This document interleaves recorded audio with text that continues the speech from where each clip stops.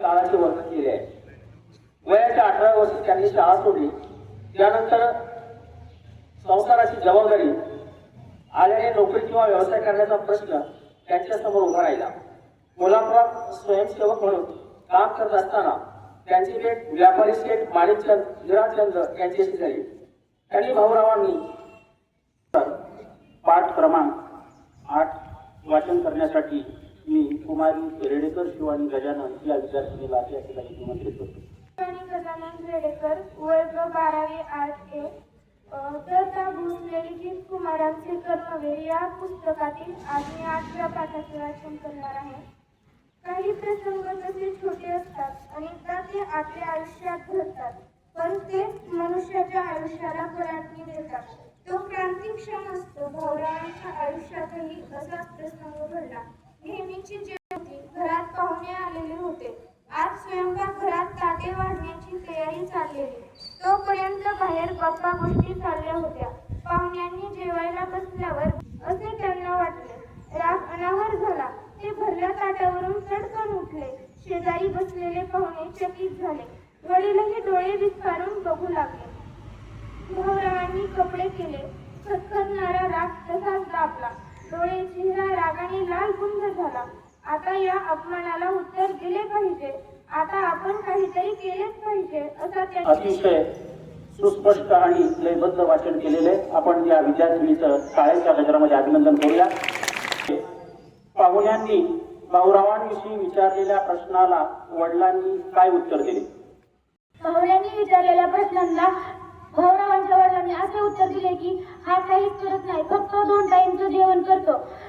हे बोलणं ऐकून भाऊरावांच्या पत्नीला फार वाईट वाटले. कोरेगाव ते सातारा अंतर किती व भाऊरावांनी हे अंतर किती वेळात पार केले? कोरेगाव ते सातारा हे अंतर 11 ते 12 मैल आहे व हे अंतर भाऊरावांनी 2 तासात पार केले. तर तिसरा प्रश्न आहे, भाऊरावांना अतिशय दुःख का झाले? माझ्या समीक्षा संपत्तीकर भाऊरावांना दुःख का झाले? कारण त्यांचे वडील म्हणले की 2 टाइमचे फक्त जेवण करतो. सोपं आहे, स्पष्टीकरण द्यायचं आहे. स्पष्टीकरण म्हणलं अवघड आहे असं काही. या प्रसंगातून तुम्ही काय शिकले? त्यांच्या मनामध्ये का उर्माजवलं होतं? मान या ठिकाणी केलं जाणार आहे. मी जर डॉक्टर संजय चौधरी सर विनंती असेल आपण पुढे यायचं आहे. ज्युनियर विभागाच्या भोसले मॅडम यांना विनंती आपण पुढे यायचंय.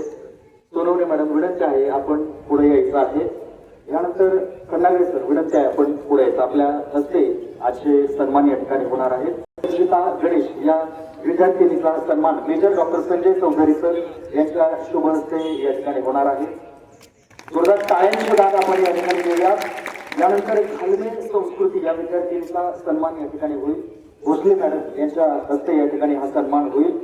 वाचन संकल्प रयतेच्या कमिटीमधील सदस्य प्राध्यापिका भोसले मॅडम यांच्या हस्ते हा सन्मान या ठिकाणी संपन्न होतोय. यानंतर समीक्षा सायकर या विद्यार्थिनीचा सन्मान या ठिकाणी होईल.